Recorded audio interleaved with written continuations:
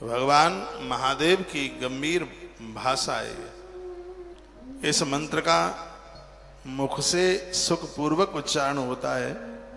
सर्वज्ञ शिव ने संपूर्ण देहधारियों के सारे मनोरथ के सिद्ध के लिए ओम नमः शिवाय मंत्र का प्रतिपादन किया। मंत्र सुख मुखोच्चार्य मशेषार्थ प्रसिद्ध प्राहुण नमः शिवायेति सर्वज्ञ सर्वदेना। संपूर्ण मनुष्य मात्र के लिए भगवान भोलेनाथ ने उनके कल्याण के लिए ओम नमः शिवाय इस मंत्र का उन्होंने रचना किया, तैयार किया। तद्बीजम सर्वविद्यानां मंत्र माध्यम षडक्षरम।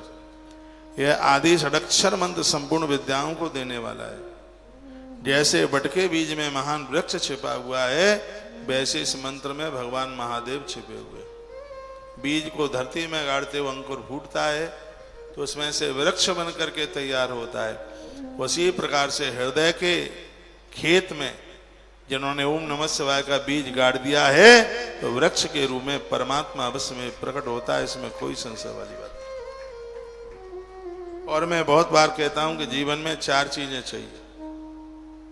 जीवन में एक ग्रंथ चाहिए जिसका स्वाध्याय रोज करो। जीवन में भगवंत चाहिए, आप कह सकें कि मैं इस भगवान का भगत हूं। जीवन में एक संत चाहिए कि मैं इस गुरु का चेला हूं। और जीवन में एक मंत्र चाहिए जिसके बिना आप रह ना पाए। मंत्र तो हाथी के लिए अंकुश की तरह, जैसे अंकुश हाथी को वश में कर देता है, उसी प्रकार से मंत्र भगवान को अपने अधीनस्थ करके बता देता है। मंत्र छोटा सा है लेकिन प्रभाव इसका बहुत है। ओम नमः शिवाय इस मंत्र का तो किसी गुरुमुख से इस मंत्र को सुनकर के नित्य इसका जप होना चाहिए।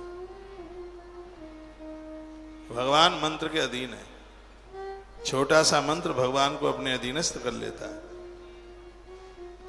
तो मंत्रे षडक्षरे सूक्ष्मे पंच ब्रह्म तनु शिवा वाच वाचक भावेन स्थित साक्षात तस्मावत।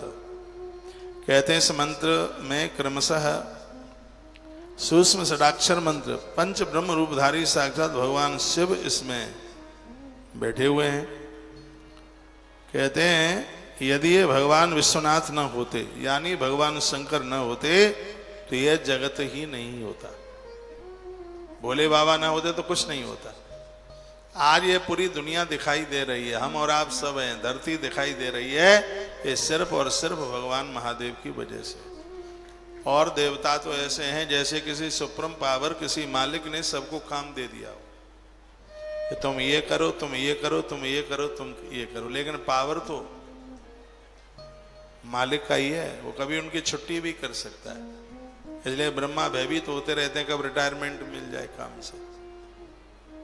शिव आज तक नहीं बदला, ब्रह्मा तो न जाने कितने बदल गए, शिव नहीं बदला। वो मालिक है, कमांडर है, वही है, वही संभालने वाला। जब कोई नहीं था तब वह था, सब उसने ही तैयार किया है। तो यहाँ क्या अद्भुत बात कही गई है। तद संसार दोषाणाम प्रतिपक्षा शिव स्मृता असत्यस्मिन् जगन्नाथे तमोद्भूतमिदं भवेत्। कहा जाता है, बोला गया है, कहा गया कि यदि भगवान महादेव न होते तो यहाँ कुछ नहीं होता। अंधकार में सब पड़ा रहता, सब जड़ होता, जीवात्मा ज्ञानी होता। जीव को प्रकाश भगवान शंकर ने दिया। ये जितने भी धरती के रिश्ते बने हैं, ये चाची है, मामा है, फूफा है, माँ है, पिताजी है, ये जितने रिश्ते संबंध बनाए वो महादेव ने बनाए, इसलिए उनको शंकर कहते हैं। सम करोति शंकर।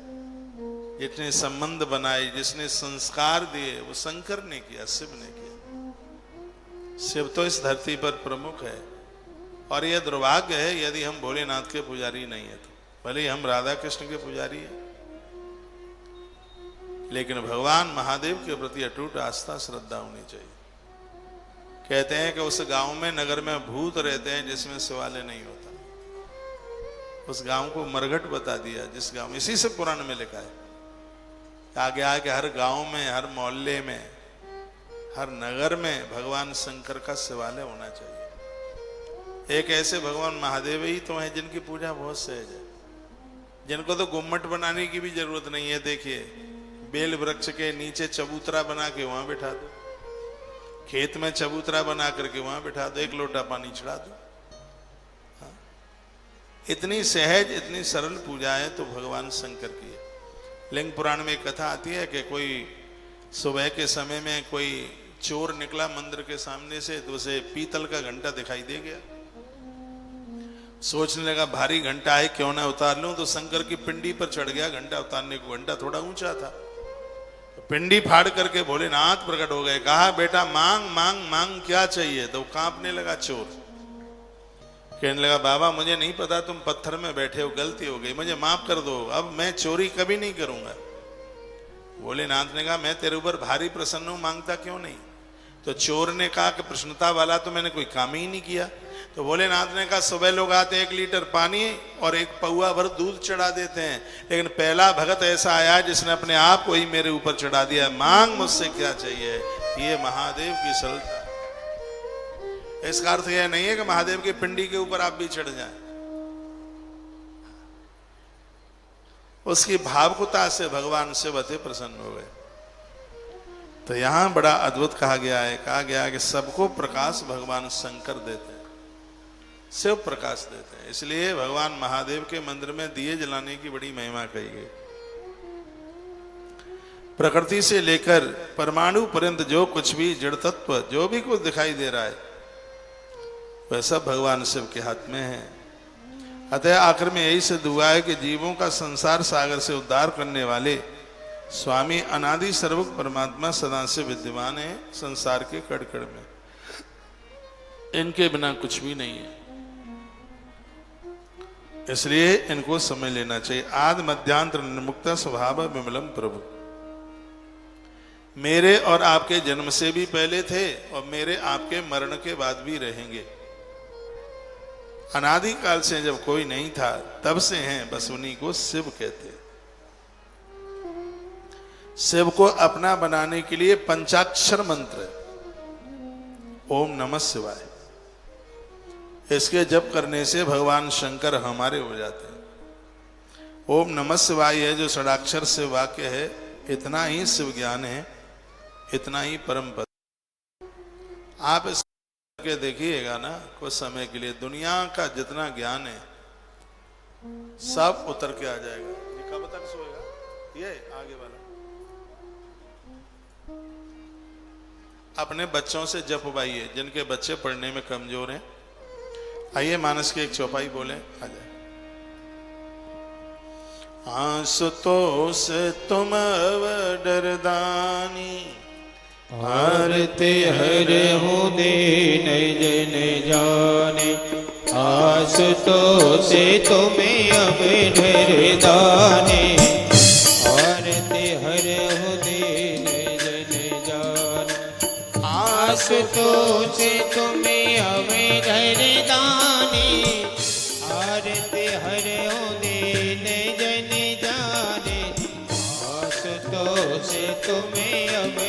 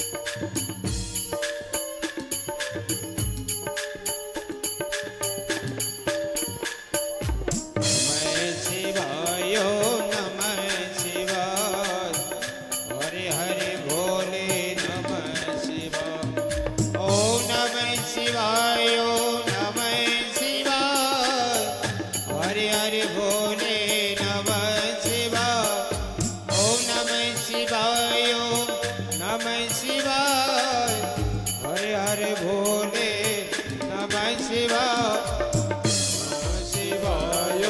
नमः हरे हरे भोले नमः शिवाय नमः शिवाय हरे हरे भोले नमः शिवाय ओम नमः शिवाय नमः शिवाय हरे हरे भोले नमः शिवाय शिवाय नमः शिवाय हरे हरे भोले नमः शिवाय शिवाय नमः शिवाय हरे हरे भोले नमः शिवाय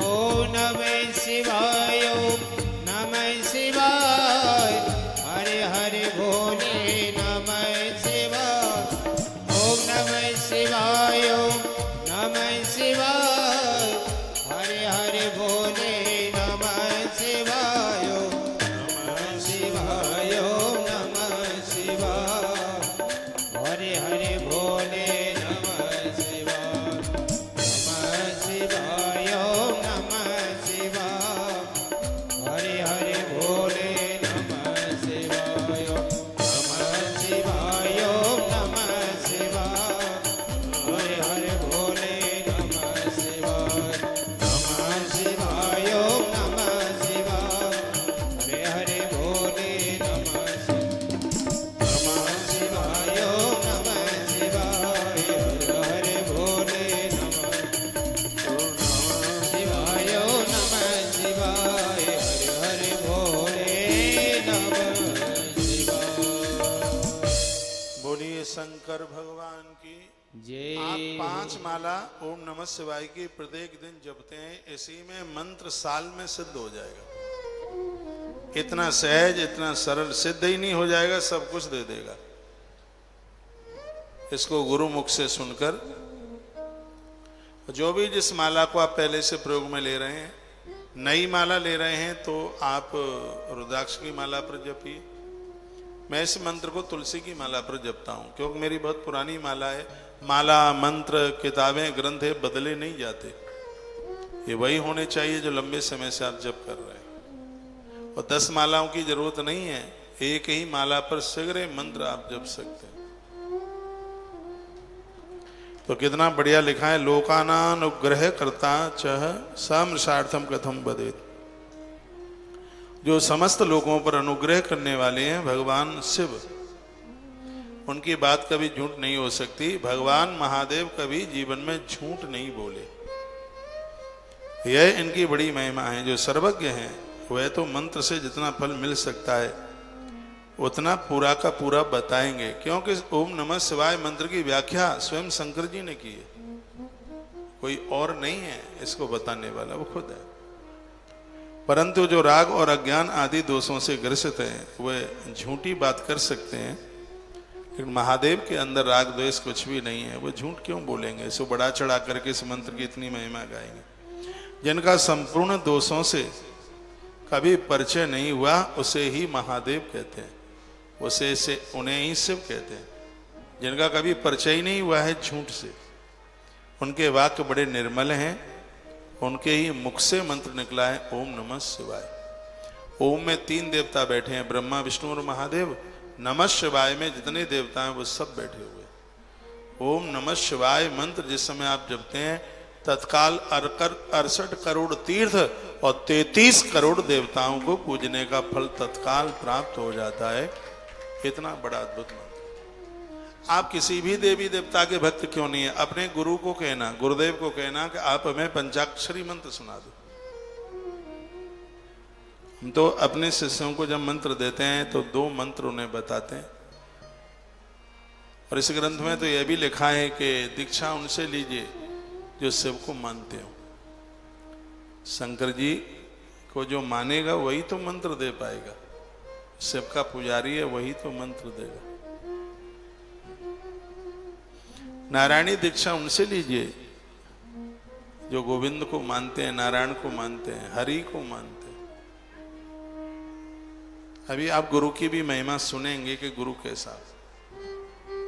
ये बात मुझे बड़ी अच्छी लगी। कहा कि भगवान महादेव का निर्मल वाक्य है, उस वाक्य का नाम है ओम नमः शिवाय। पंचाक्षर मंत्र का पठन किया उन्होंने प्रमाणभूत, इसमें कोई संशय वाली बात नहीं है। वह लोग इतने बड़भागी हैं, इतने भाग्यशाली हैं जो प्रत्येक दिन ओम नमः शिवाय इस मंत्र का जप करते हैं। मंत्रों का राजा है। इसलिए विद्वान पुरुष को चाहिए कोई ईश्वर के वचनों पर श्रद्धा करे। तस्माद ईश्वर वाक्यानि श्रद्धेयानि विपश्यता। और दीक्षा का फल तभी है जब गुरुमुख से निकला हुआ मंत्र है, उस मंत्र के ऊपर विश्वास किया जाए। यथार्थ पुण्य पाप के विषय में ईश्वर के वचनों पर श्रद्धा न करने वाला पुरुष नरक में जाता है। ये भी कहा। शांत स्वभाव वाले श्रेष्ठ मुनियों ने स्वर्ग और मोक्ष की सिद्धि के लिए जो सुंदर बात कही है उसे सुभाषित समझना चाहिए। जो संतों ने जो कहा है, ऋषियों ने कहा है, वो झूठ नहीं है, वो सत्य है। जो वाक राग द्वेष असत्य काम क्रोध और तृष्णा का अनुसरण करने वाला हो वह नरक का हेतु होता है। तो ऐसे वाक्य कभी मत सुनिए जो हमें नरक भेज दे। ऐसी वाणी मत सुनिए जो हमारा अकल्याण कर दे। ऐसी बातें सुनिए जो हमारे लिए मोक्ष का दरवाजा खोल देता है। मंत्रों की संख्या बहुत होने पर भी जिस विमल षडक्षर मंत्र का निर्माण हुआ है, शिव ने किया, उसके समान कहीं भी कहीं पर भी कोई दूसरा मंत्र नहीं है। ऐसा शिव महापुराण के वायवी संहिता के उत्तरखंड के अध्याय नंबर 12 के श्लोक नंबर 30 में ऐसी चर्चा की गई।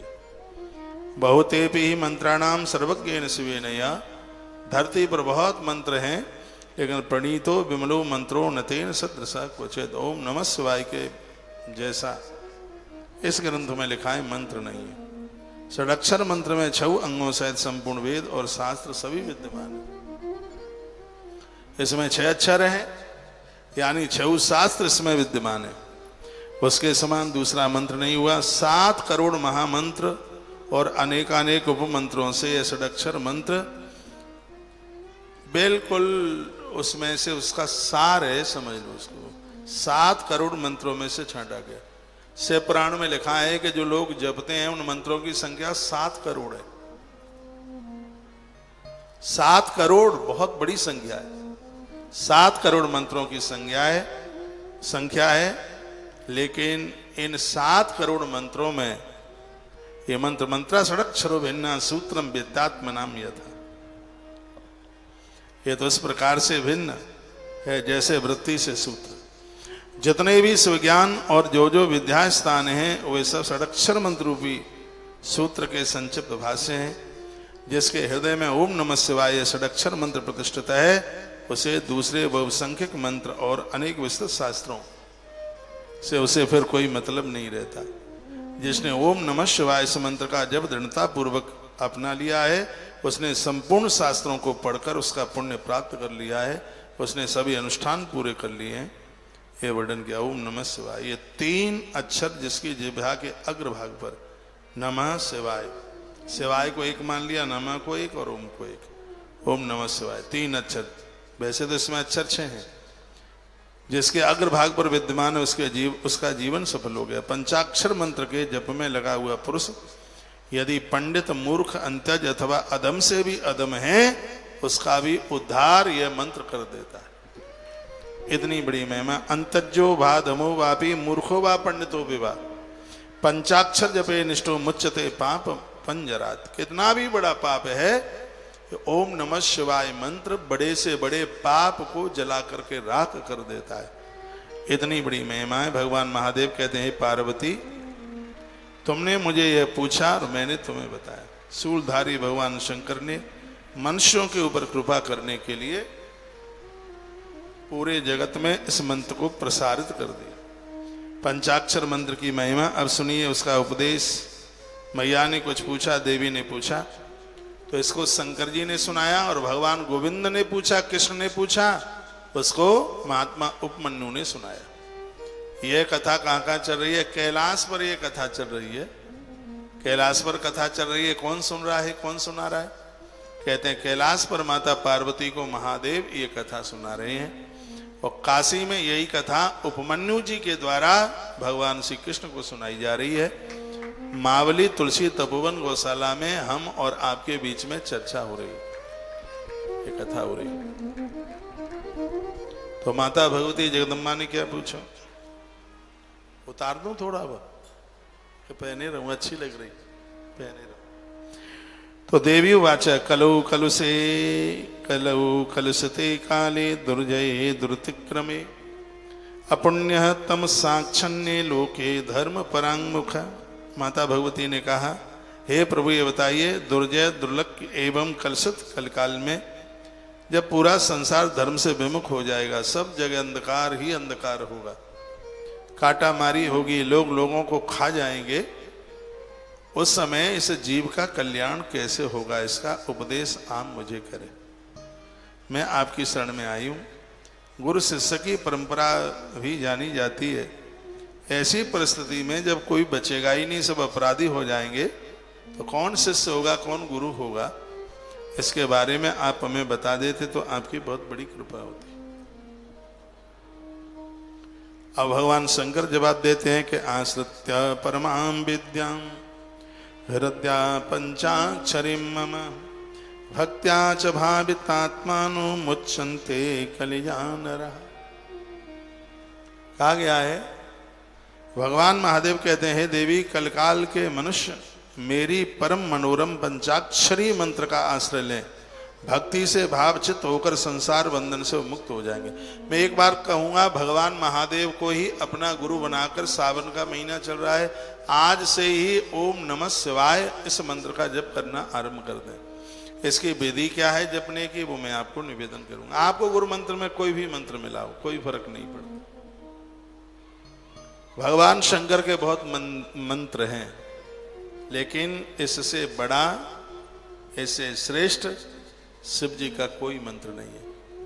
50 मंत्र तो मुझे याद है भगवान भोलेनाथ के, जो मैंने ग्रंथों में पढ़े हैं, लेकिन स्वयं भगवान के मुख से कहा गया ये वाक्य है, इनसे बड़ा कोई मंत्र नहीं जो अखतनीय है, अचिंतनीय है, ऐसा मंत्र। उन मानसिक, वाचिक और शारीरिक दोषों को दूर करने वाला, छल कपट को दूर करने वाला पंचाक्षरी विद्या का जप प्रत्येक व्यक्ति को रोज करना चाहिए। उनके लिए यह विद्या संसार भय से तारने वाली है। जो लोग इस मंत्र का जप करेंगे वो निडर हो जाएंगे, उन्हें किसी का भय नहीं लगेगा। और कलयुग में आदमी भयभीत बहुत है, बहुत ज्यादा, सब भय भय, घरवाली मर जाएगी इसका भय, बहुत ध्यान से सुनिएगा, चोरी हो जाएगी इसका भय, पिता बेटे को कहेगा बेटा बाहर मत चला जाना, भीड़ ज्यादा है सड़क पर, एक्सीडेंट हो जाएगा, इसका भय, कोई कर्जा मांगने के लिए आया है ये वापस नहीं देगा, इसका भय है, किसी से तू मैं हो गई है, हमारी खोपड़ियां फोड़ देगा, इसका भय। जितना भय कलयुग में है इतना भय किसी और युग में नहीं था। मैं ऐसा कर दूंगा लोग क्या कहेंगे, इस बात का भय, हर प्रकार का भय।